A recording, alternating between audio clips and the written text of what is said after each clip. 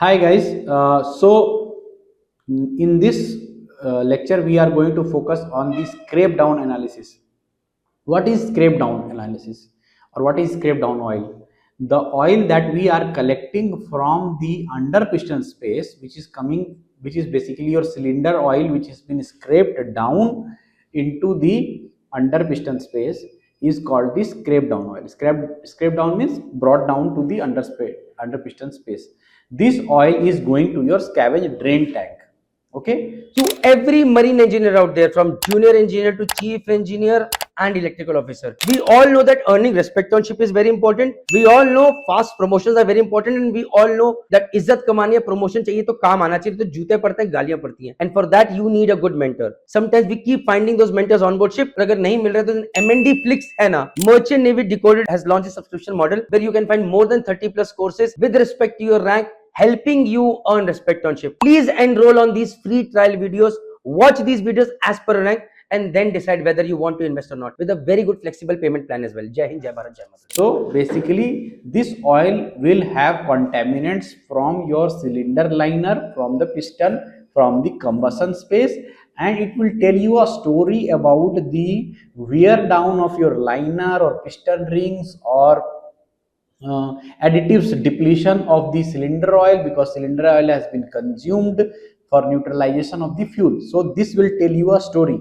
These days when you are considering bad fuel operations where additives are mixed in lot of quantity into the fuel to reduce the sulfur percentage and to achieve a stable fuel mixture, so residual fuels, biofuels which are continuously being used will have a certain issues with the scrape down analysis. That is why, as per me, MA and BNW, you can see in the screen, MA and BNW suggests you through their service letter that every 1500 hour or 3 monthly you have to send this scrape down analysis for lab analysis reports. Okay, every 1500 hour or every 3 month.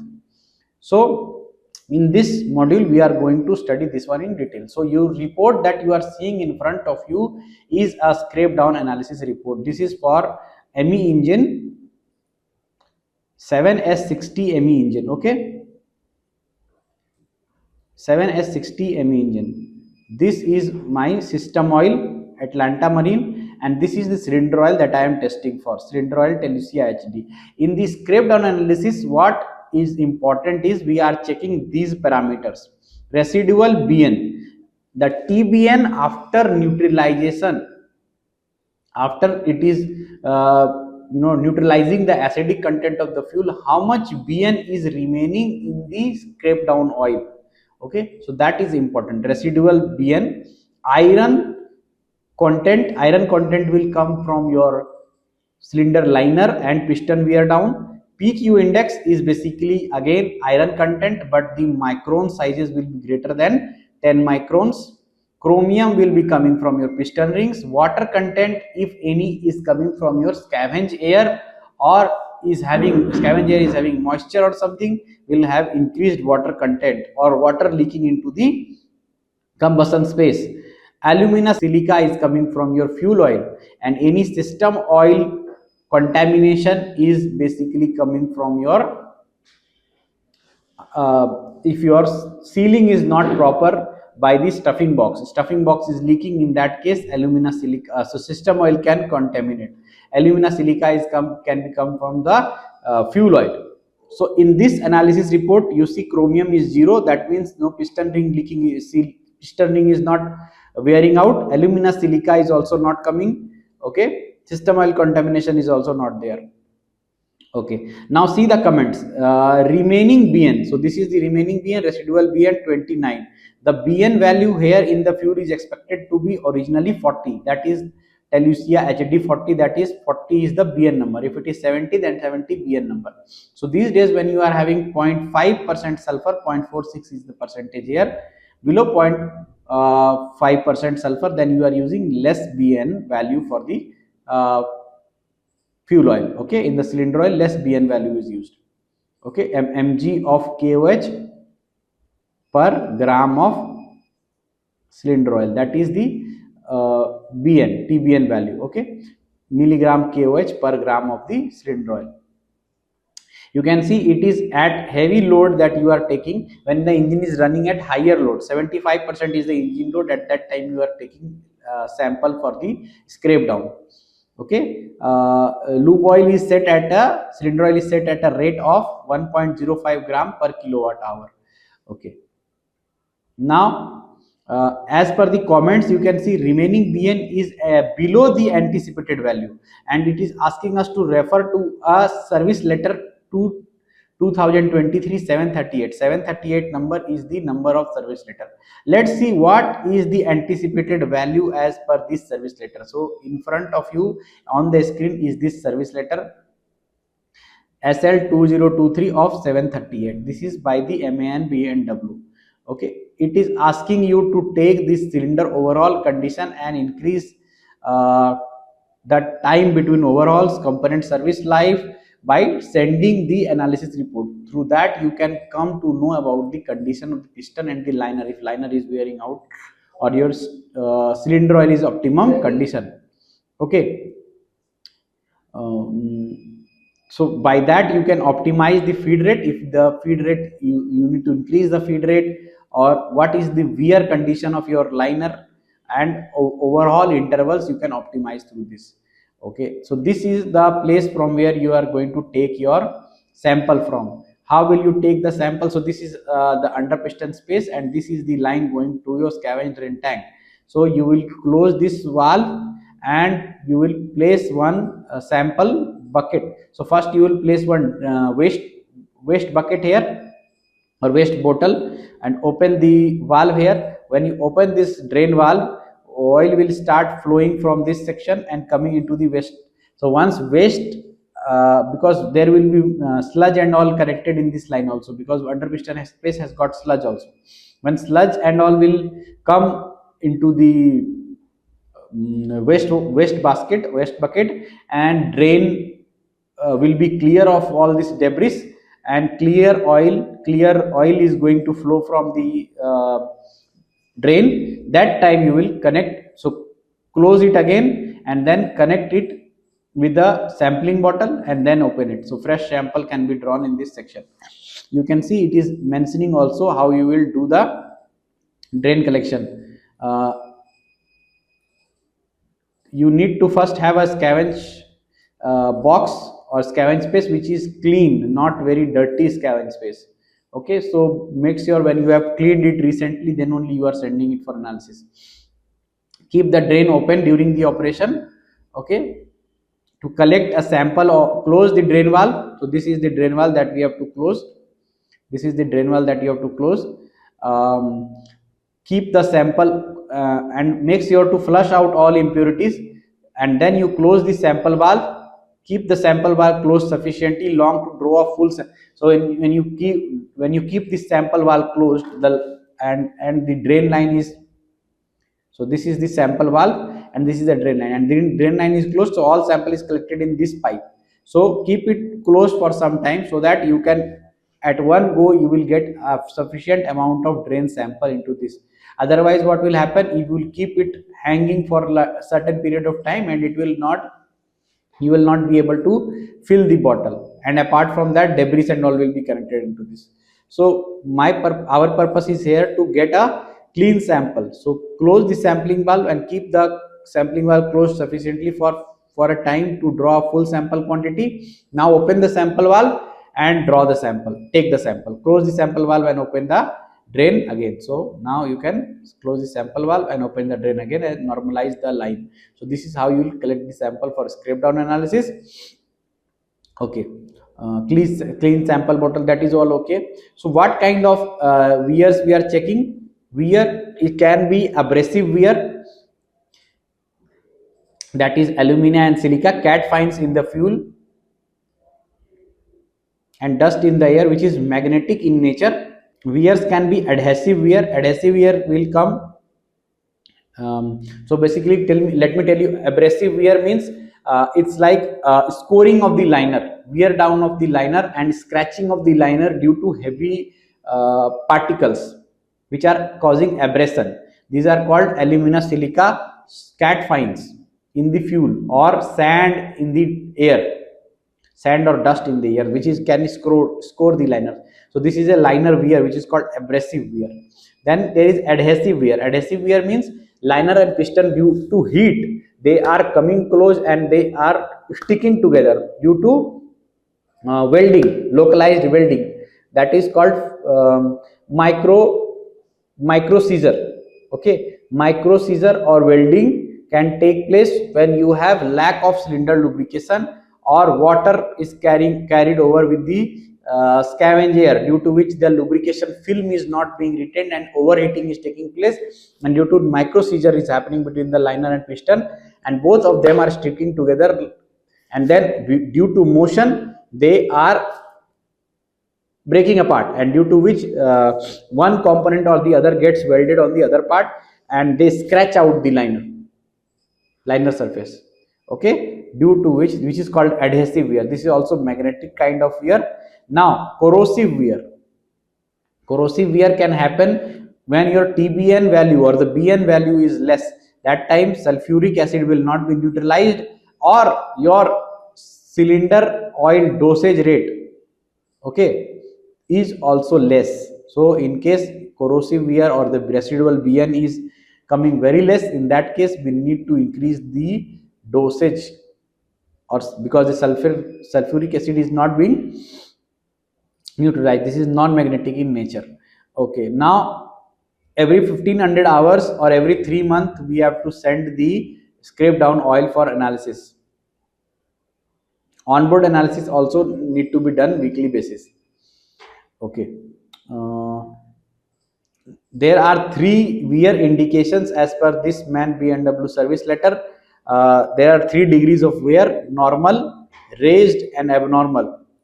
Normal is good cylinder condition and adequate lubrication. Raised means acceptable but within limits of the component service life. Abnormal wear is acceptable for a shorter period of time. However, it shows that increased wear down is taking place. And then there is alert. Then you are comparing the magnetic content or the total iron content with respect to the feed rate of 1 gram per kilowatt hour. Whatever feed rate you are keeping, your final values will be calculated with respect to 1 gram per kilowatt. Iron content obtained at a given feed rate must be corrected to reflect the content at 1 gram per kilowatt hour, considering the same iron quantity. That is for absolute wear. Absolute wear is measured at 1 gram per kilowatt. For that you are using one formula, this one. Fe corrected at 1 gram per kilowatt is equal to Fe in actual multiplied by Fr actual. For example, if you are keeping the feed rate as 0.8 gram per kilowatt multiplied by the Fe content actual is 35 ppm at feed rate. This corresponds to 28 ppm at feed rate 1 gram per kilowatt. Why they do it? They do it to uniformize the analysis report. So first they will calculate at the actual value, they will come to know this is the iron content at this feed rate, and then they will use this correction formula. So multiply and correct it for the 28 ppm and find it for how much is the exactly at the feed rate 1 gram per kilowatt hour. So it came to be 28. On that basis they will judge the values of the report. You can see ULSFO. For ULSFO it is saying it should be less than or equal to 25. For VLSFO up to 0.5% sulfur. Normal is less than or equal to 40 and raised is around 40 to 80. For HSFO, which is 5.5 to 3.5% sulfur, it is less than equal to 100 to 200. Okay, guiding magnetic iron content in the drain oil, same ones discussed over here also. Now the residual BN part, drain oil residual base number. So residual base number is basically after neutralization. say you had 40 tbn value, and after neutralization how much is the base number or the milligram of KOH remaining still in the oil sample which has been scraped down. I mean, how much was consumed in the neutralization. The cylinder oil BN reduction mainly depends on the sulfur content of the oil. The lower the sulfur content, the lower the utilization of the BN for neutralization. Okay, so because sulfur is what we are neutralizing, what we are doing is uh, KOH in the cylinder oil plus sulfur in the fuel, say SOx in the fuel, forms hydroxides. Okay, it forms, it does not allow the fuel to form sulfur in the fuel to form H2SO4 or form SOx. So it will basically convert it something into sulfur hydroxides or some other component. Okay, so basically what we are doing is we are not allowing the fuel, uh, acid plus base will form salt plus water. Okay, so basically we are forming salt plus water. Okay, salt plus H2O. So that is the purpose here. So basically we can see here what we are doing is, for ULSFO fuel where it is less than 0.1% sulfur, the normal range is that the residual BN should be greater than 80%. For VLSFO 0.1 to 0.5%, it should be greater than 80%. So what should be 80%? If the TBN 40 oil we are using, 80% of this should be 32. So more than 32 should be the BN value when we are taking the residual fuel, when we are checking the scrape down fuel. Whereas we can see in this case you are getting only 29. So that is why it is saying that residual BN is below the anticipated value. So what was the anticipated value in our case? It should be greater than 32. Okay, it should be greater than 32, but actually it is 29. So they are saying that as per the service letter this value is less. However, as per the other wear down results like the iron content and all, they are saying that any significant wear is not happening in the cylinders from the result. Okay, in case of iron they are not detecting any abnormality. Particle quantifier index also no abnormality. Chromium no abnormality. Water content no abnormality, and has hence it can be classified as normal and keep monitoring. That is why the report status says normal. Okay, um, so this is how the testing schedule has to be made or done by the as per the maker's recommendation. Here is also one list from where the substances can come. Let us see the list first and then we will go to our analysis report. Iron can come from liner, uncoated piston rings, and the base material of the coated piston rings. Okay, chromium can come from the piston ring grooves. Sometimes these piston ring grooves are chrome plated. This one, these grooves where the piston rings are sitting are chrome plated. Piston rings or although the piston rings are also chromium plated. Chromium is for corrosion resistance. So for corrosion resistance, your piston rings are also chromium plated. Okay, molybdenum is coming from the piston skirt if it is molybdenum coated or cermet coating on the piston rings.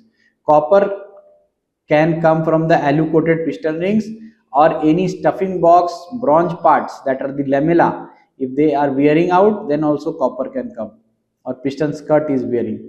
Lead can come from the dilution with the system oil or bearing wear out, because trimetal bearings can be lead based or tin based. Same thing for tin also. Aluminium can also come from bearing if it is alu tin bearing, AL-40. Also can come from the bearings, or any system oil is also getting mixed with the scrape down oil. Cat finds, if there is in the fuel oil, then also it can come. Vanadium can come only from the fuel oil. Silica can come from the residual fuels, cat finds, and lube oil additives also are silica, which is extreme pressure additives that we have seen in the previous lectures. Other additives are like calcium, magnesium, zinc, phosphorus, and bronze. These are called additives. So that is what it can come. Silver, potassium, nickel, and barium, they are coming as contamination. They are not additives, neither they are wear components, should be only observed because these are coming from some contamination source. Sodium can come from seawater via scavenge or air or fuel oil. So these are the results of the analysis report. So in our analysis report, we can see for number one cylinder, the residual BN, all these data here, residual BN, iron, PQ index, chromium, water content, these all have been chart plotted here. So you can see number one cylinder here is below 30, number two cylinder is 37. We were talking about residual BN in one of the cylinder number 4, which is going to 32. Okay, this one is going to 32. That means a residual BN is 32. That is above 80% or above around range of the 80%. That is why it is green. Other all the units are less than 32. That is why they are orange. You can see less than 32, 31, 30, 27, 28. They should be greater than or equal to 32. Then only it will come in the green zone. Okay, iron in ppm or residual bn, mg per gram. So iron in ppm divided by residual bn, there is a significant value of this percentage they are drawing, and it is around this value for all the cylinders. All the cylinders are lying in this range. Okay, iron values you can see for cylinder number 1, 2, 3, 4, 5, 6. So cylinder number 5 is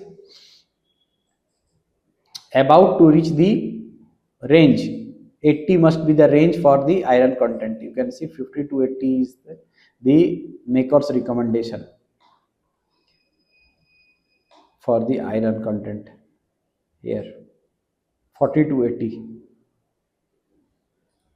40 to 80 is the maker's recommendation for the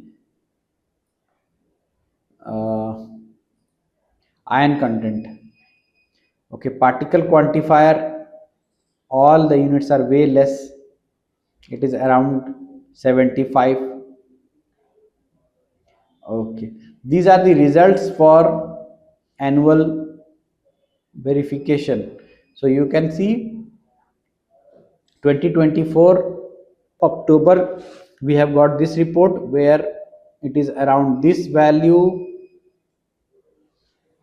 overall, and in the 2025 the value is here, all in the yellow zone, one is in the red zone. Okay, load percentage is 50%, fuel oil surface is sulfur is 0.5, here the feed rate is more, here the feed rate is less, 1.05. Okay, for all the units they have mentioned the set feed rate. So in this case you can see all the 7 cylinders are having the same feed rate, 1.05. Kinematic viscosity is also higher, 243, 229, 223, 225. Kinematic viscosity at 100 degrees centigrade is 22.13. Okay, insolubles is 0.10, water content is point. So bn you can see this one is not yellow, rest all is yellow. pq index is this much.